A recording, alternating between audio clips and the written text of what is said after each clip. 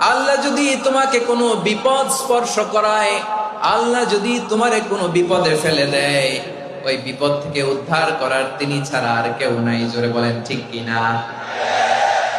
তিনি যদি কোনো বিপদে ফেলেন, তিনি ছাড়া বিপদ থেকে উদ্ধার করার কেউ নাই। আর তিনি যদি তোমার প্রতি কোনো অনুগ্রহ করতে চান, ওই অনুগ্রহ ঠেকিয়ে দেওয়ার ক্ষমতাও কারো নাই। আল্লাহ যদি আপনার সফলতা দিতে চায়, পৃথিবীর কোন শক্তি ওই সফলতাকে থামাতে পারে? এজন্য আল্লাহ বললেন, খবরদার, চিন্তার আকীদা খালিস করে নাও।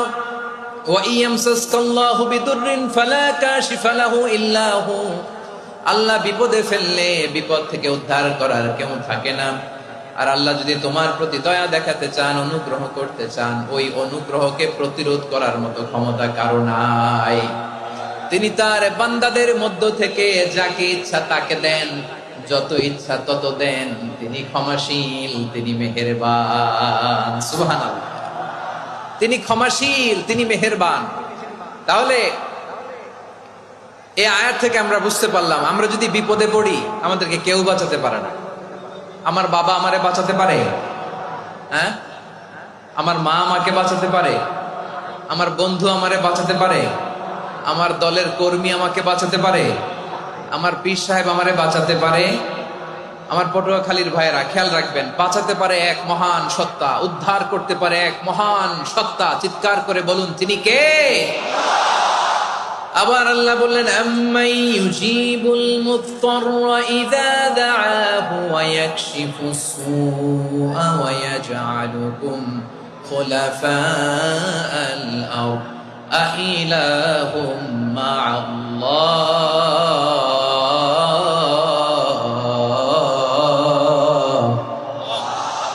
ক্বালিলাম মা তাযাক্কারুন। রব্বুল আলামিন বলেন, বিপদে পড়ে কাতর কণ্ঠে চিন্তাগ্রস্ত হয়ে যখন কেউ ফরিয়াদি হয়ে আল্লাহর ডাকে হাত তোলে, তখন এই ব্যক্তির ডাকে সাড়া দেয় কে?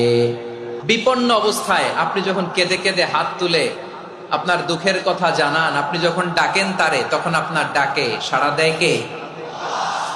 আল্লাহ বলে, আমি সাড়া দেই। তোমাদের বিপদকে মুক্ত করে দেয় কে? ওই আল্লাহর সাথে কোন উপাস্য আছে নাকি? কিন্তু খুব অল্প সংখ্যক লোকই তোমরা উপদেশ গ্রহণ করো। কথাটা কার? তাহলে বিপন্ন মানবতা যখন কাঁদে, মানুষ যখন বিপদে পড়ে নিরুপায় হয়ে ফরিয়াদ করে, তার ডাক শোনার কেউ নাই একজন ছাড়া। চিল্লায় বলেন তো তিনি কে? এজন্য আমরা ফরিয়াদের হাত